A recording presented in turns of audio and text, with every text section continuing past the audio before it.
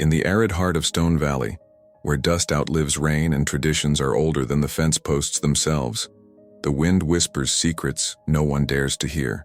It's here that destiny reveals itself through eyes that don't yet know they're bound by an invisible thread. The sun beat down relentlessly on the tin roofs of the Hawthorne Ranch when Landon Hayes stepped out of the black pickup truck that had kicked up a cloud of reddish dust along the dirt drive. His city clothes, beige linen pants and an immaculate white shirt, looked out of place among the horses neighing in their corrals and the calloused men who stopped to watch him with a mix of curiosity and skepticism. Sterling Hawthorne emerged from the shade of the porch like a figure carved right out of time itself. Tall, with broad shoulders that carried the weight of decades of responsibility, his blue eyes held the hardness of a man who'd built an empire on unforgiving land. His gray hair was hidden under a worn cowboy hat, and his gnarled, work-roughened hands rested on his hips as he studied the young man entrusted to him. "So you're the Hayes kid," Sterling said, his deep voice rumbling like distant thunder. "Your father told me you need to learn what it means to be a man." Landon straightened his shoulders, trying to hide his insecurity behind a smile he hoped looked confident. At 23, he was used to the elegant drawing rooms of the capital, to polished conversations and tailored suits. Stone Valley felt like another planet. "I'm here to learn, sir," he replied, his voice slightly tremulous despite his efforts. "Good," Sterling nodded, turning on the heels of his worn boots. "First lesson is, there are no special privileges here. You'll work like everyone else. Eat what we eat, and sleep where the ranch hands sleep. If you think your last name's gonna get you special treatment, you're dead wrong." As he followed Sterling across the yard, Landon noticed the details that defined this world. Saddles hanging from wooden hooks, the smell of hay mixed with horse sweat, the rhythmic sound of hooves on packed earth. Everything had an authentic feel that his city life had never known. "That's the cookhouse." Sterling indicated a low building with open windows from which the scent of freshly baked bread wafted out. "You'll eat there with the others. The food's simple but hearty." It was then that Landon saw her for the first time. A young woman, her arms dusted with flour, was hanging dish towels out to dry in the sun. Her brown hair was pulled back in a practical braid, and when she looked up for an instant, their eyes met. There was something in that gaze, a quiet dignity, a strength that didn't need words to make itself felt. She immediately looked away and went back to her work, but Landon kept staring at the spot where she'd been, as if he could still see the echo of her presence. "That's your bunk," Sterling continued, oblivious to the moment that had just occurred. "You'll be up by 5 tomorrow morning. The ranch waits for no one." That night, as he lay in the Spartan bed of his new quarters, Landon heard the wind whistling through the wooden planks, carrying with it the sounds of the night. The distant lowing of cattle, the rustle of dry grass, the beat of his heart, which seemed to have found a new, different rhythm. He didn't know yet that that wind also carried the scent of change. Dawn hit him like a punch to the gut. The clang of a metal bell shattered the 5 a.m. silence, and Landon woke with a jolt, his body aching from the too-hard mattress and his mind still fuzzy with sleep. Through the curtainless window, the grayish light of dawn filtered in along with the cold wind that gave him goosebumps. "Hayes, move it!" Jake Morrison's voice, the foreman, echoed in the hallway like a military command. He was a man in his 50s, with arms thick as tree trunks and a gaze that brooked no argument. Landon quickly dressed in the jeans and flannel shirt his father had insisted he bring, still feeling awkward in clothes so different from his tailored suits. When he stepped outside, he found the other men already gathered in the yard, their faces etched with years of sun and toil, their movements precise and economical, like those who know exactly what needs to be done. "Today you'll learn to milk," Jake announced without preamble. "And I don't want to hear any complaining." The barn was a world unto itself, full of strong smells and sounds familiar to those who grew up there, but alien to a city boy. The cows moved placidly in their stalls, and Landon approached one of them with the caution of someone who'd never touched an animal bigger than a lapdog. "Not like that," a voice said from behind him. He turned and saw one of the younger ranch hands, perhaps his age, with sun-bleached blonde hair and amused green eyes. "I'm Tommy Parker, and you're about to get yourself kicked by Bessie if you keep that up." Tommy showed him the right technique, his expert hands moving with a sure rhythm. "You gotta be gentle but firm. Cows can tell if you're scared." As he learned the basic movements, Landon heard voices coming from the cookhouse through the open window. A female voice was giving instructions for breakfast, and he immediately recognized the calm, confident tone he'd heard the day before. "Who's that girl in the kitchen?" he asked Tommy, trying to sound casual. Tommy followed his gaze and grinned slyly. "Hazel Miller. She came here 3 months ago from Cedar Creek Village. Good cook, hard worker, doesn't talk much." He paused, then added, "And before you even think about it, Sterling has clear rules about relations between visitors and staff." "I wasn't thinking anything of the sort," Landon lied, feeling the heat rise to his cheeks. "Course not," Tommy chuckled. "Anyway, she's out of your league, city boy. Hazel's not the type to be easily impressed." During breakfast in the mess hall, Landon sat at the long table where all the ranch workers ate their meals. The food was simple but hearty. Eggs, bacon, hot biscuits, and black coffee strong enough to wake the dead. Hazel moved silently among the tables, refilling cups and bringing steaming plates. But her movements had a natural grace that caught the eye. When she approached his table to pour his coffee, Landon looked up, and for a moment their eyes met again. She had dark brown eyes, deep as wells, and in them was a sharp intelligence that surprised him. "Thanks," he said quietly. She barely nodded, without smiling, and moved away to the next table. "Don't even bother," Tommy whispered to him. "Sterling Hawthorne is protective of his people, especially the women. And you're here to learn how to be a ranch hand, not to sweet-talk anyone." But as the wind blew through the open windows, carrying the scent of hay and earth wet with morning dew, Landon couldn't shake the image of those dark eyes and the feeling that behind that silence lay much more than anyone seemed to see. The rest of the day passed in a series of practical lessons: how to stack hay, how to mend a fence, how to recognize signs of illness in cattle. His hands filled with blisters, his back ached, and when the sun finally set behind the distant hills, Landon felt more tired than he had ever been in his life. But he was also strangely satisfied. For the first time, he had the feeling of having done something concrete, of having contributed to something bigger than himself. Weeks slipped by like water over stone, and Landon started to feel his muscles harden and his hands lose their city softness. Every morning, the dawn wind woke him even before the bell, bringing with it the sense of hay and damp earth. Sterling Hawthorne watched his progress with a critical eye, but not without approval. The old rancher had started entrusting Landon with more complex tasks, checking distant pastures, assisting during difficult births of cows, even guiding small groups of visitors. "You're starting to move like one of us," Sterling commented one evening as they watched the sunset from the porch. During those weeks, Landon had started to notice small details about Hazel Miller. The way she'd pause an extra moment when serving dinner to a tired ranch hand. How she knew the name of every horse and greeted them softly. The quiet kindness with which she helped old Dolores carry heavy baskets. One evening, returning from checking the northern pastures, he saw a light in the cookhouse window. It was late, well past dinner time. Through the glass, he caught sight of Hazel sitting at the table with a pile of open books and a pencil in her hand. She was studying. The wind gently rattled the door, and Hazel looked up, noticing him through the window.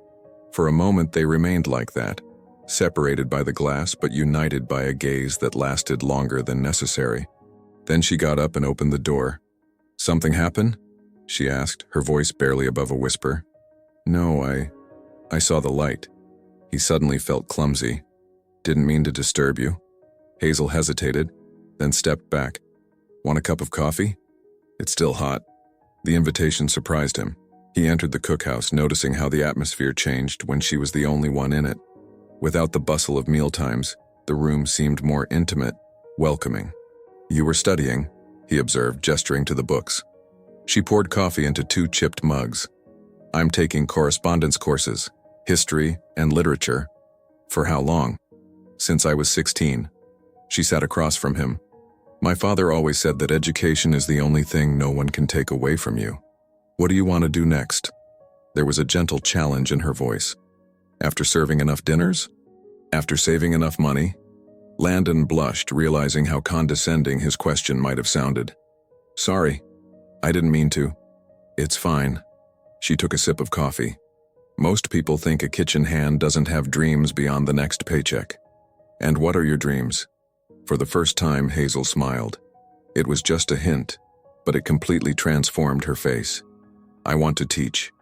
Open a school in a place like Cedar Creek, where kids have to travel miles just to learn to read. The wind picked up, making the roof planks creak, and they found themselves talking in hushed tones, as if sharing a secret. There was something magical about that moment. The soft lamplight, the smell of coffee mixed with rising bread. "That's a beautiful dream," he said sincerely. "And you?" she asked. "What will you do when you go back to your real life?" The question caught him by surprise. His real life, as if this, here at the ranch, was just an interlude. But as he looked into Hazel's eyes, Landon realized he was no longer sure which was his real life and which was temporary. The days following that late-night conversation brought a subtle but perceptible change. Landon found himself making excuses to walk by the cookhouse, and Hazel, when their gazes met, no longer immediately looked away. During lunch break, while the other ranch hands rested in the shade, Landon started sitting on the cookhouse porch steps with a book. It was a simple gesture, but Hazel understood the message. When she went out to the garden, she'd stop for a few minutes to talk. "What are you reading?" she asked one afternoon, wiping her hands on a flour-dusted apron. "The Adventures of Tom Sawyer," Landon replied. "I found it in Sterling's library." "Mark Twain," she smiled, sitting on the step next to him, maintaining a respectful distance. "I read it last year. What do you think of it?" "That Tom has a freedom I've never had." The words came out more honestly than he intended.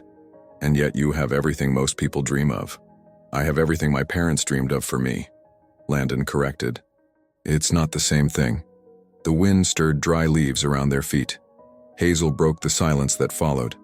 "Tell me about your life back home." "Elegant parties where everyone says the same things. An office waiting for me. A fiancé my parents practically picked out. A house where I never even chose the color of the walls." "A fiancé?" Hazel's voice grew cautious. "Victoria Ashford.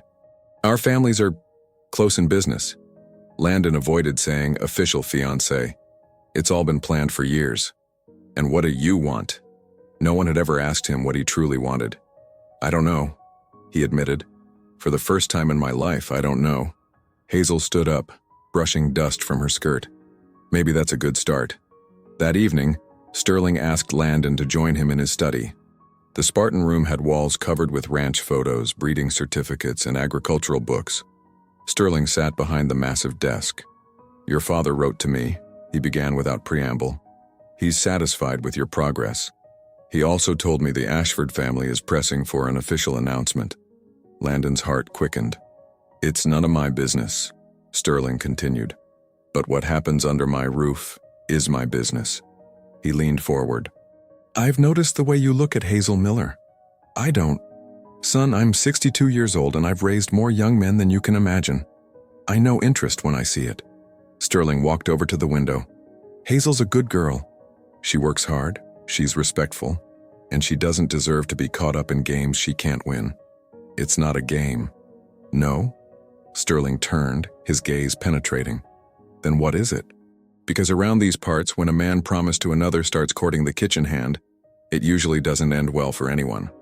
A heavy silence fell, broken only by the ticking of the clock and the wind whistling through the windows.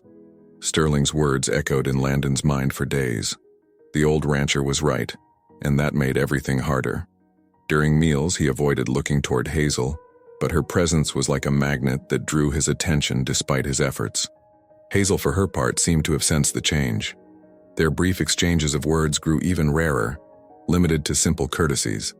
But there was something in her eyes, a sadness that hadn't been there before, that told Landon she too felt the forced distance between them. One morning, while stacking hay in the barn, Landon heard light footsteps behind him. He turned and saw Hazel approaching with a pitcher of fresh water and a glass. "Tommy said you've been working here for 3 hours straight," she simply said, placing the pitcher on a bale of hay. "Thanks." Landon drank eagerly, feeling the cold water stream down his parched throat. "You didn't have to bother." "It's no bother." Hazel hesitated, then added, "Can I ask you something?" He nodded, his heart starting to beat faster. "I heard some of the ranch hands talking. They say you'll be leaving soon." "In 2 weeks," Landon confirmed, his voice rougher than he intended. My training period will be over, and then you'll go back to your planned life. It wasn't a question, but Landon felt the need to answer anyway. Yes. Hazel nodded slowly as if digesting information she already knew but had hoped not to hear confirmed. Well, that's for the best. Hazel? No. She raised a hand, stopping him. Don't say anything that will make things harder for both of us. The wind entered the barn through the side openings, swirling small wisps of straw around them. For a moment, Landon was tempted to say everything. That he didn't want to go back, that he had started to dream of a different life, that every time he looked at her he felt something he had never felt for Victoria or anyone else. But Sterling's words echoed in his mind. She doesn't deserve to be caught up in games she can't win. You're right, he said instead, his voice barely a whisper. Hazel nodded again, then turned to leave. But when she reached the barn entrance, she stopped without turning around. For what it's worth, she said, her voice carried by the wind. These have been the best weeks I've ever lived. Then she left, leaving Landon alone with the scent of hay and the weight of words he couldn't say. That evening, during dinner, a telegram arrived for Landon. Sterling handed it to him with a neutral expression, but his eyes said he already knew what it contained.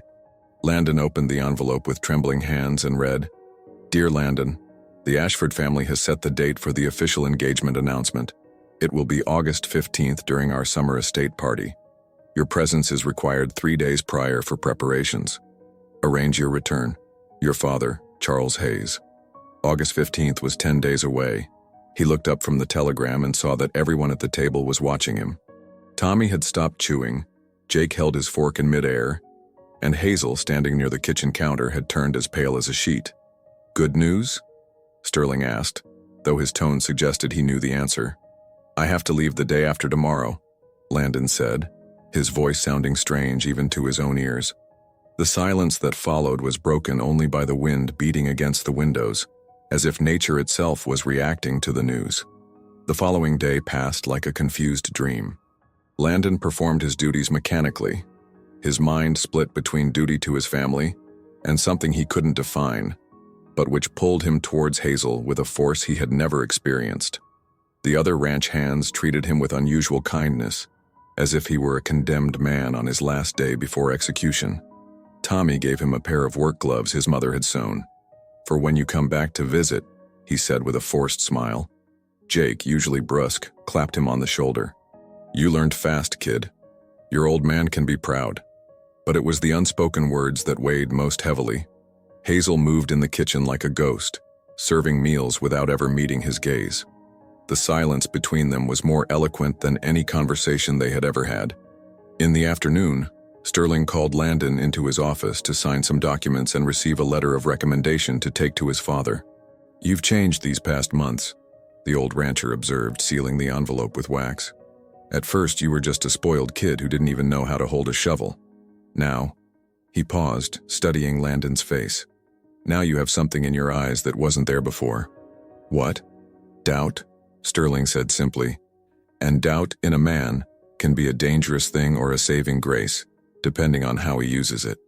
That evening, Landon packed his bags in the silence of his Spartan room. Every item he folded, the jeans now faded by the sun, the flannel shirts, the worn boots, seemed to carry a memory. The scent of hay in the fabrics, the red dust he couldn't completely remove from the soles, the grass stains on the shirt cuffs. He was closing the last suitcase when he heard a light knock at the door. He opened it and found Hazel with a small package wrapped in a cotton handkerchief. It's just some homemade bread, she said quickly, handing it to him. For the journey.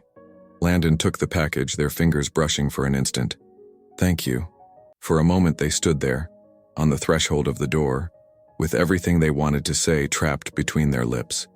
The night wind carried the scent of wildflowers growing near the creek, and Landon realized that even that was a scent he would forever associate with Stone Valley. I want you to know something, Hazel said suddenly, her voice barely a whisper. What happened between us? Our talks, the moments we shared, they were real to me, no matter what happens next. Me too, Landon managed to say, his throat tight with emotion. Then it's okay. Hazel took a step back. Good night, Landon. "Good night, Hazel." She walked away down the hall, and Landon watched her until her figure disappeared into the shadows. The next morning, Sterling accompanied him to the stagecoach station in the nearby town. During the half-hour ride, they spoke little, both lost in their own thoughts. "If you ever change your mind about the direction of your life," Sterling said as Landon boarded the stagecoach, "remember the ranch door is always open." Landon nodded, not trusting his voice to respond. As the stagecoach pulled away from Stone Valley, kicking up a cloud of dust behind its wheels, Landon turned for one last look. In the distance, he could see the silhouette of the ranch, small against the immensity of the landscape, and though he knew it was impossible from that distance, he seemed to make out a female figure standing on the cookhouse porch, motionless against the wind blowing from the hills. The return to the Hayes mansion was like entering a world that belonged to someone else. The polished marble, the crystal chandeliers, the Persian rugs, everything seemed excessive and unnatural after months of simplicity at the ranch. Even the air smelled different. Instead of wind laden with hay and earth, here there were artificial essences and the scent of flowers from the maniacally tended garden. "Landon."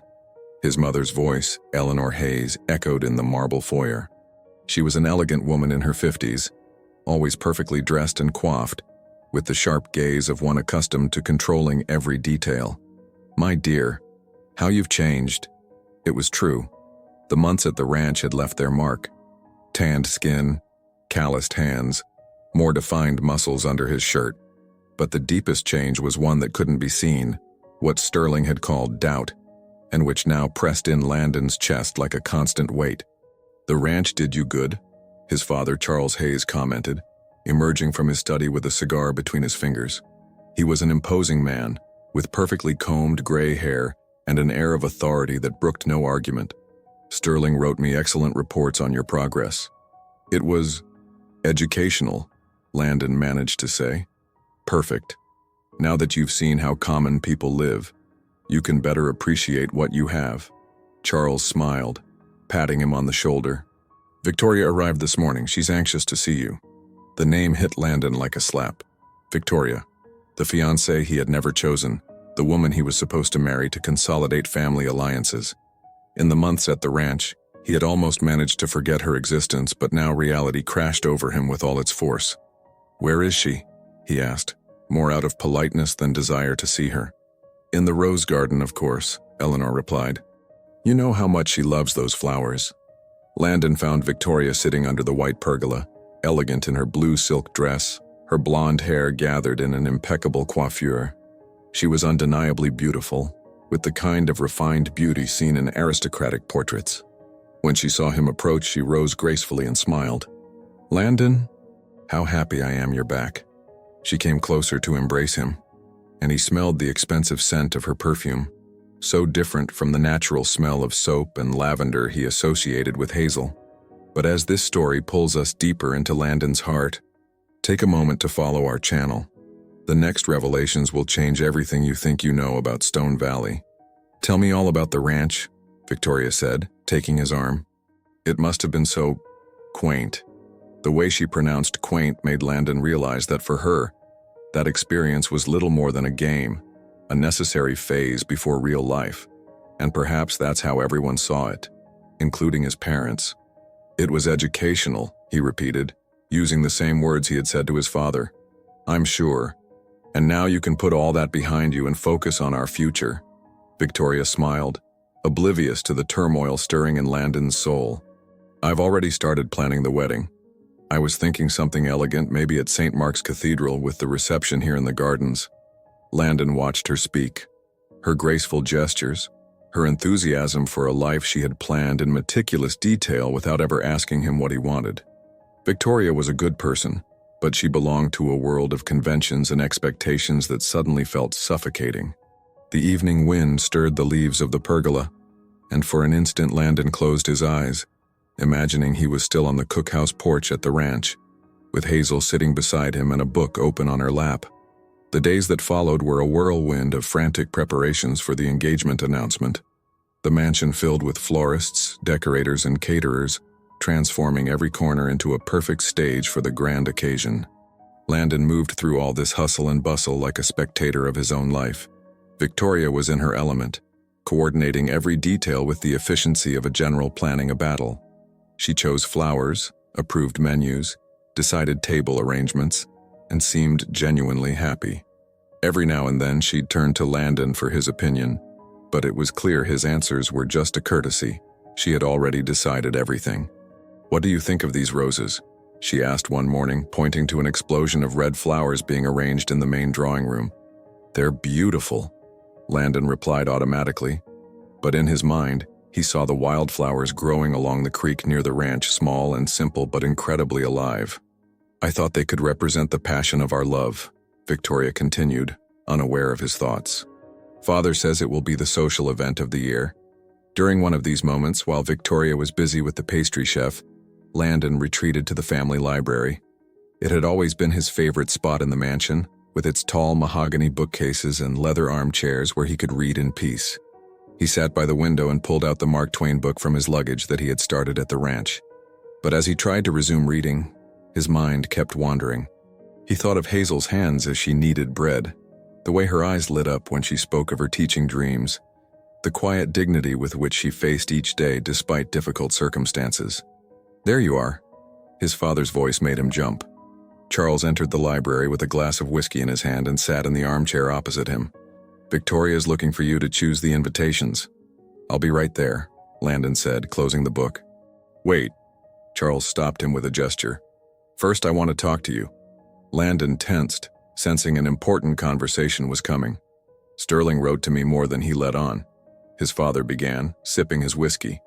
"He told me about your interest in one of the kitchen staff." Landon's blood ran cold. "Father, don't say anything. Just listen first." Charles leaned forward. "I understand something might have happened. You're young, she's probably pretty, you were far from home. These things happen. It's not what you think. It doesn't matter what it was." Charles's voice grew harder. "What matters is what will be. In 3 days, you will officially announce your engagement to Victoria Ashford. In 6 months, you will marry her. That's how things are done in our family." Landon felt a rage build in his chest, hot and unexpected. "What if I don't want to?" "Don't want what?"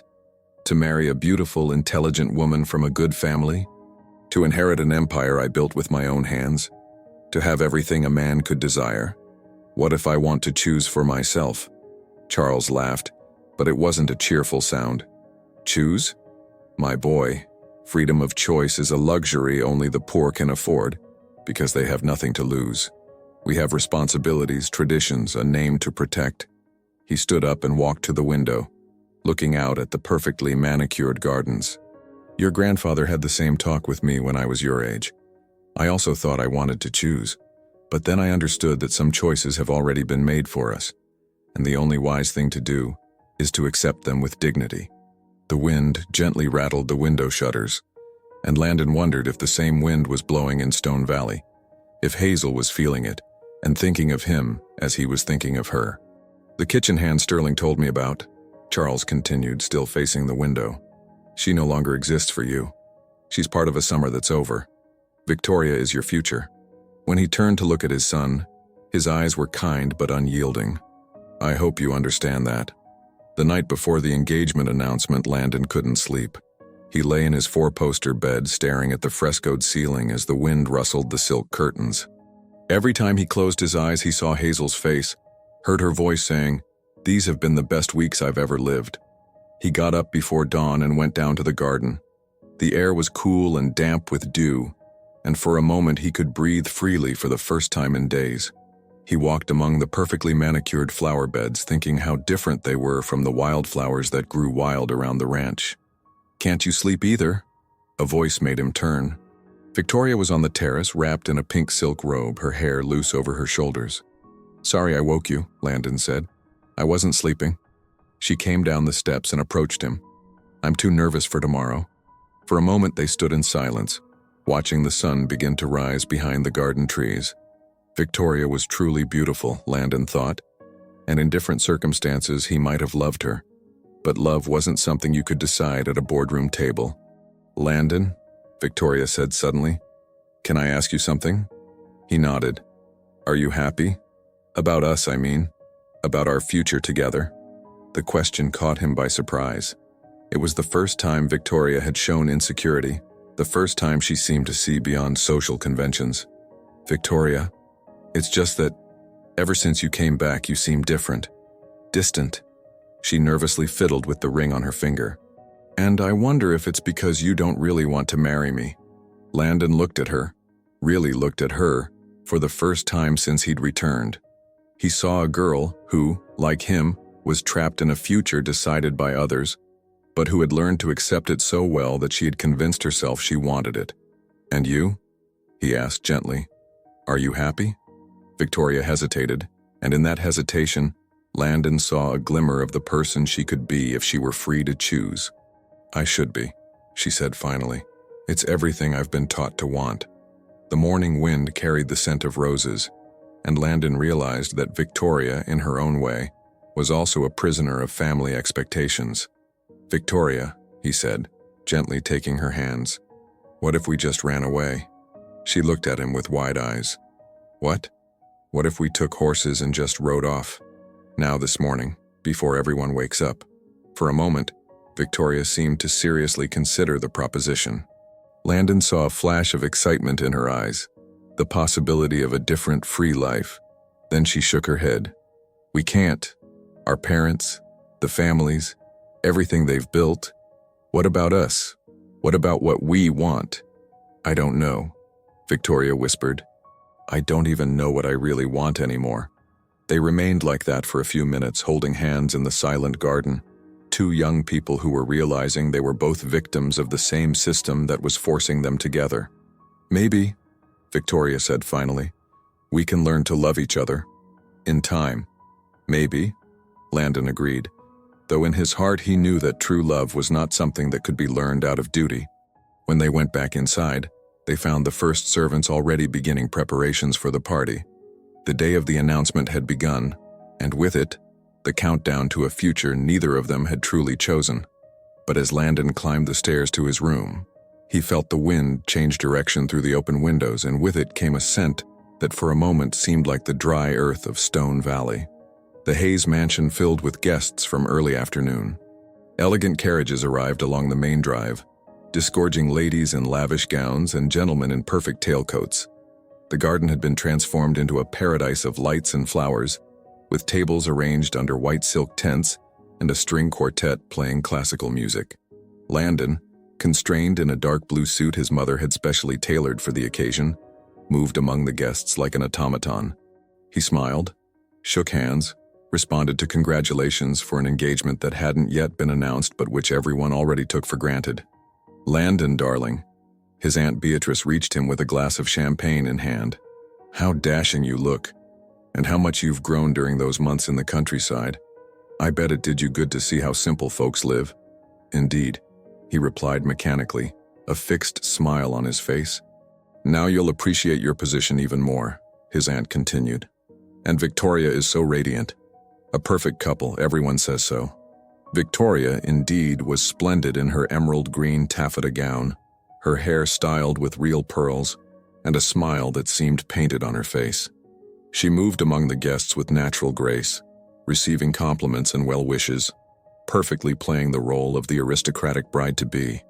When their gazes met across the garden, Landon saw in her eyes the same resignation he felt in his own heart. After their morning conversation, a strange complicity had formed between them, that of two people who had recognized their shared captivity. At sunset, Charles Hayes stepped onto the small platform prepared for the occasion and gently tapped a spoon against a crystal glass. The murmur of conversations gradually died down.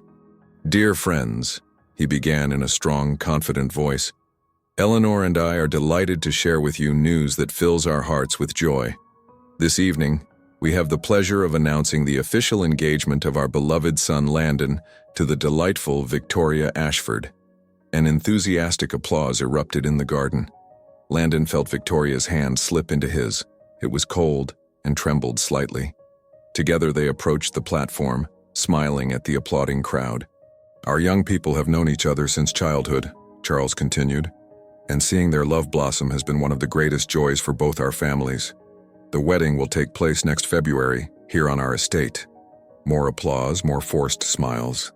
Landon felt Victoria squeeze his hand tighter, as if clinging to him to keep from falling. Mr. Ashford, Victoria's father, then stepped onto the platform. This marriage will unite not only two wonderful young people, but also two families who have shared values and traditions for generations. I am certain that Landon and Victoria will build a splendid future together. As the applause continued, Landon looked up at the darkening sky. The first stars began to appear, and the evening wind carried the scents of the garden mixed with the laughter of guests and the clinking of glasses. For a moment he closed his eyes and imagined being somewhere else. He imagined being on the ranch porch, with the wind carrying the smells of hay and earth, and Hazel sitting beside him with a book open on her lap. "Landon?" Victoria's voice brought him back to reality. The guests were waiting for him to speak. He cleared his throat and approached the makeshift microphone. "Thank you all for being here tonight," he began, his voice sounding strange to his own ears. "It's an honor to share this moment with our dearest friends and family." He looked at Victoria, then at the crowd of smiling faces watching him with expectation. Everyone waited for words of love, romantic declarations, promises of eternal happiness. "Victoria is an extraordinary woman," he finally said, and at least that much was true. "And I am certain that together we will build a future worthy of our family's expectations." They weren't the words expected from a man in love, but no one seemed to notice. The applause erupted again, louder than before. The days following the announcement passed in a fog of congratulations, society newspaper articles, and wedding preparations. Landon felt like an actor in a play whose script he didn't know, forced to play a role that wasn't his own. One morning as he ate breakfast alone in the dining room, Victoria had gone to town to choose fabric for her wedding dress. A servant brought him a letter. He recognized it immediately from the uneven handwriting on the envelope. It was from Tommy Parker, the ranch hand who had become his friend in Stone Valley. With trembling hands, he opened the envelope and began to read. "Dear Landon, I hope this letter finds you well in your new life as an official fiancé. Jake read about the announcement in the newspapers that come to town. Everyone here at the ranch sends their best wishes. I have something important to tell you. 3 days after you left, something strange happened. An elegant woman arrived, introduced herself as Caroline Sterling, your cousin. She said she wanted to see where dear Landon had lived, and personally thanked the staff for taking care of you. Landon, this woman asked very specific questions about Hazel. She wanted to know everything about her, where she came from, who her parents were, what she did before coming here. At first it just seemed like curiosity, but then I realized there was something else. The day before she left, I heard Caroline talking with Hazel in the garden. I didn't hear everything, but I understood that Caroline knew something about Hazel's family, something Hazel herself didn't know. After Caroline left, Hazel changed. She doesn't smile anymore. She works in silence, and in the evenings I often see her sitting alone with a look I'd never seen before, like she was scared, but also hopeful. Sterling says Caroline asked to speak with him privately before leaving. Since then, he's been strange too, nervous. Yesterday I heard him tell Jake that secrets from the past have long legs. I don't know what all this means, but I thought you should know. Hazel never talks about you, but I see how she looks down the road when she hears the stagecoach coming, hoping you might return. I hope you're doing well, my friend." Tommy Landon read the letter 3 times before the words registered in his mind. Caroline Sterling? He didn't remember having a cousin by that name. And what could she know about Hazel's parents? Hazel had always said she was an orphan, raised by an adoptive family in Cedar Creek. The wind rattled the dining room shutters, and Landon looked up at the garden where only a few days earlier his engagement had been announced. Everything suddenly seemed fake and artificial, while in Stone Valley mysterious things were happening involving the woman he couldn't forget. He abruptly rose from the table, determined to do something he had never done in his life, act on his heart rather than his reason.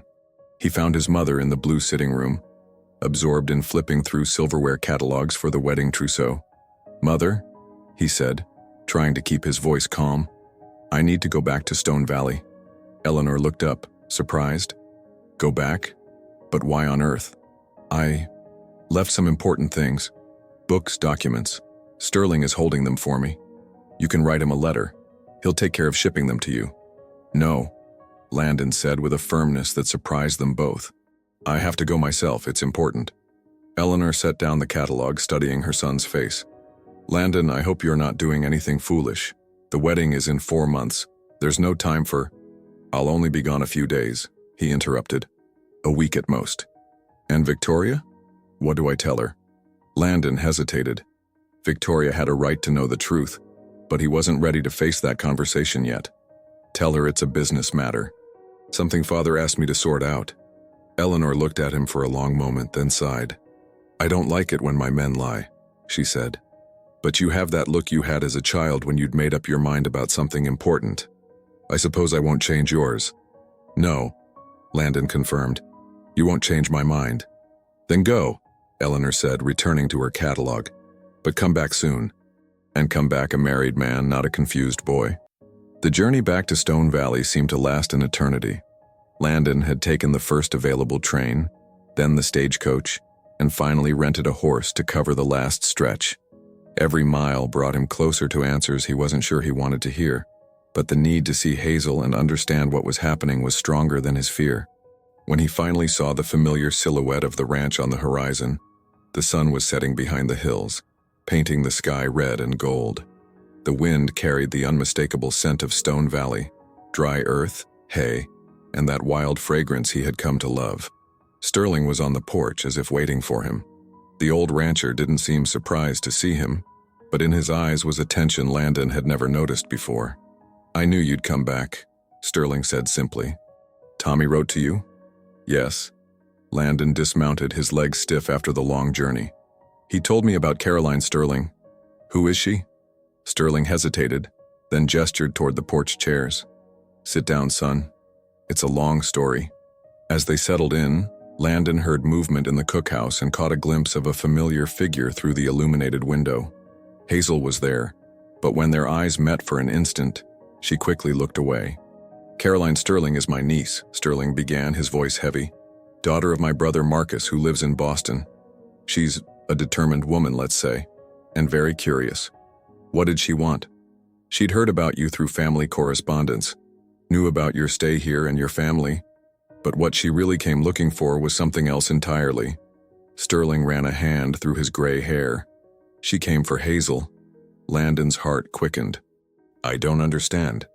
"Caroline has always had a passion for genealogy, tracing family trees, studying church records, tracking down lost families. She's like a bloodhound when she catches a scent." Sterling looked toward the cookhouse window. "And she'd caught a scent about Hazel Miller." "What?" "Hazel didn't grow up in Cedar Creek as she always believed. The family that raised her lied to her to protect her." Sterling stood up and began pacing back and forth on the porch.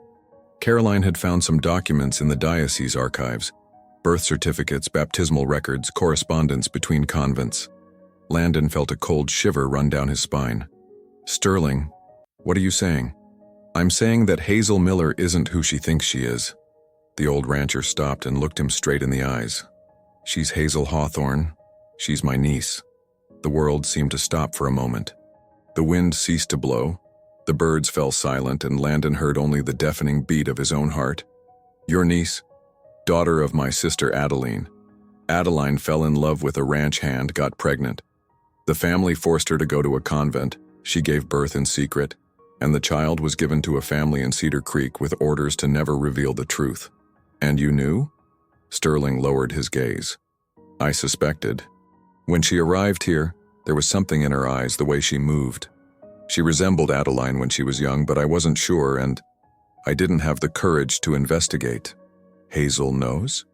"Caroline told her 3 days after you left. Told her everything. Who her mother was, why she was sent away, who her uncle was." Sterling sat heavily in the chair. "She hasn't been the same since." Landon looked toward the cookhouse window where the light flickered like a candle. "Where's Adeline now?" "Dead. She died in the convent when Hazel was 10. Never knew what happened to her daughter."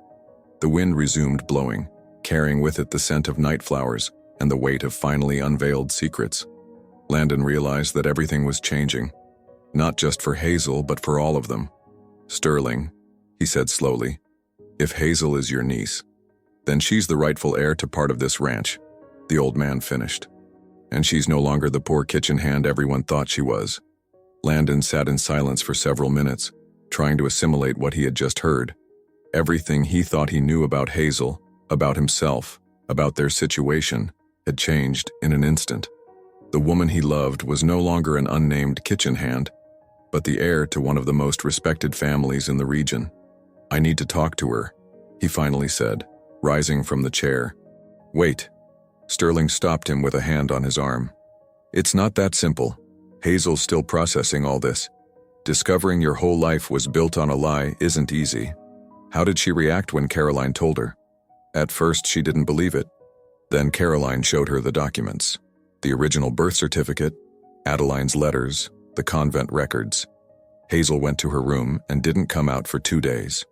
Landon looked toward the cookhouse window, where he now saw no movement.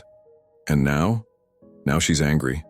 Angry at me for not telling her what I suspected, angry at the family that raised her for lying to her, angry at herself for never asking questions." Sterling sighed. "But most of all, she's scared." "Scared of what?" "Of not knowing who she is anymore. Her whole life she defined herself by what she didn't have. A name, a family, an inheritance. Now that she has all of it, she doesn't know what to do with it." The night wind brought the sound of a door opening. Both turned and saw Hazel stepping out of the cookhouse, a dark shawl over her shoulders. When she saw Landon, she stopped short, as if she had seen a ghost. "Hazel?" Sterling said softly. "Landon's back."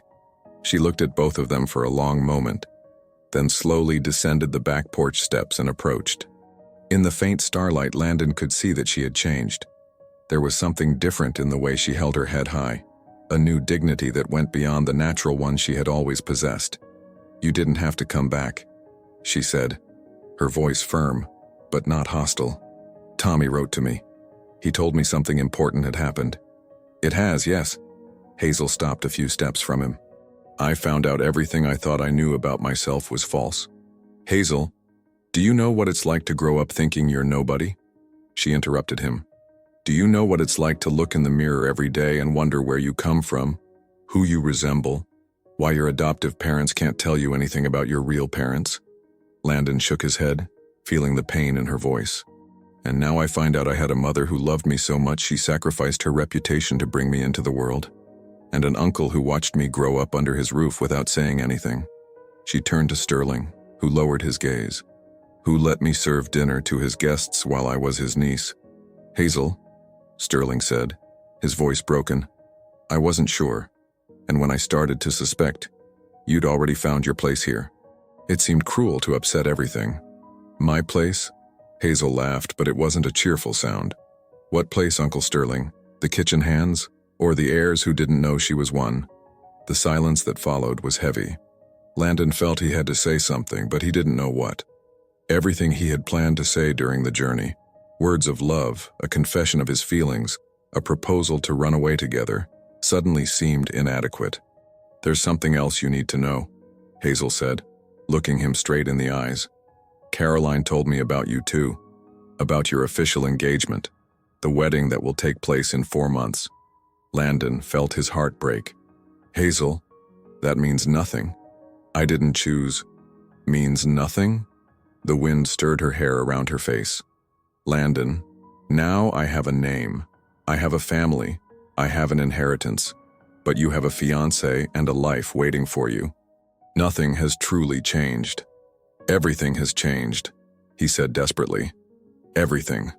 For a long moment, the three stood in silence under the starry sky of Stone Valley.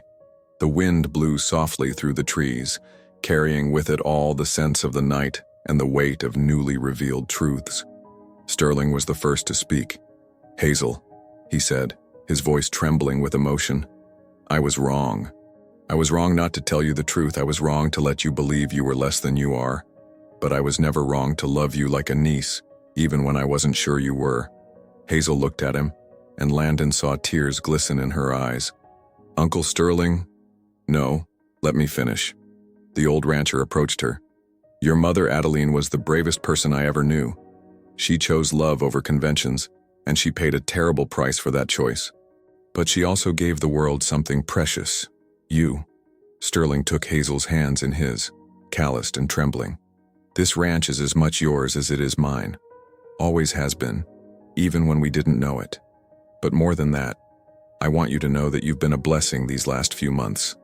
The kindness with which you've treated the men, the dignity with which you've faced each day, the wisdom you've shown, all of it comes from Adeline's heart beating in you.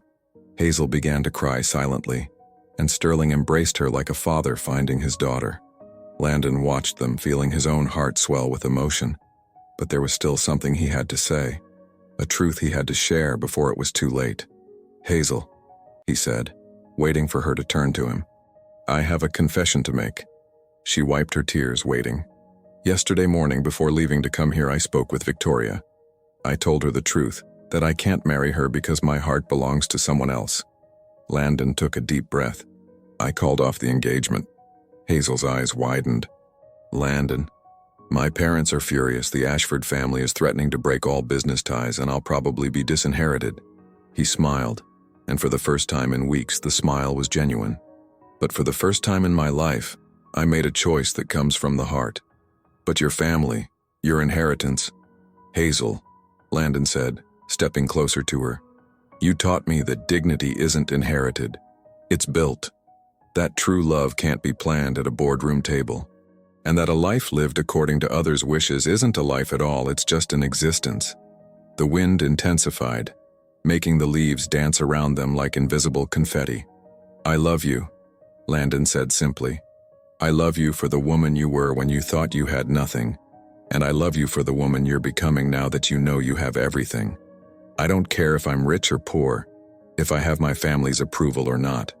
I just want to be with you." Hazel looked at him for a long moment, then turned to Sterling. "Uncle, I have a request. Tell me anything. I want this ranch to become a place where kids like I was can come to learn, where families who work the land can send their children to study. I want to open a school here in memory of my mother Adeline."